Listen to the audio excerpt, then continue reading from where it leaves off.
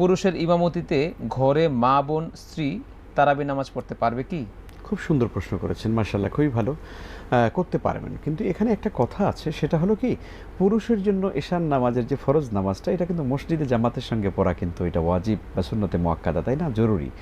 এখন উনি যদি সেটা কন্টিনিউ অ্যাভয়েড করে ঘরে বসে এভাবে নামাজ পড়েন, সেটা নামাজ জামাতের সওয়াব উনি পেয়ে যাবেন, তবে উনি বড় মসজিদে জামাতের সঙ্গে পড়ার যে সওয়াবটা, সেটা থেকে উনি বঞ্চিত হলেন।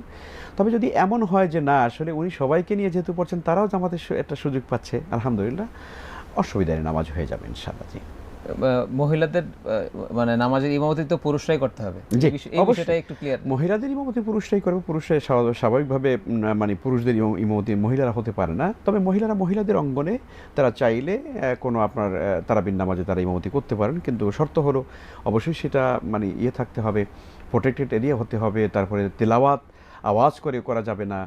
মেয়েরা মেয়েদের মধ্যে এভাবে পরস্পরে তারা জামাত করে নামাজ পড়তে পারেন, কিন্তু আসলে পাঁচ ওয়াক্ত ফরজ নামাজের ইমামতি এটা পুরুষরাই করবে, এটা পুরুষরাই করবে। এবং পুরুষ নারী তারাবির নামাজটা শুধু পড়তে পারবে? হ্যাঁ, করতে পারবে তারা, হ্যাঁ, তারাবির নামাজ তারা নিজেরা জামাত করতে পারবে।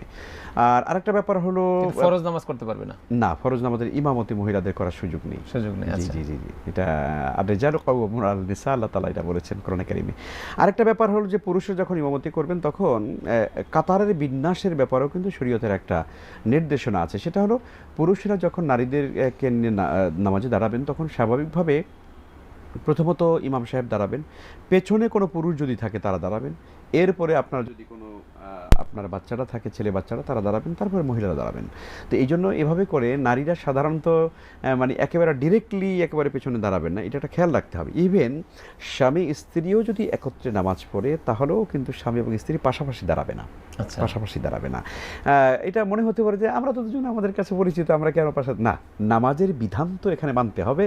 তো সেই জন্য আপনি আপনার স্ত্রীকে যদি নামাজ পড়েন, তাহলে স্ত্রী আপনার ডান পাশে একটু পিছনে দাঁড়াবে, তাহলে ইনশাআল্লাহ নামাজ হয়ে যাবে।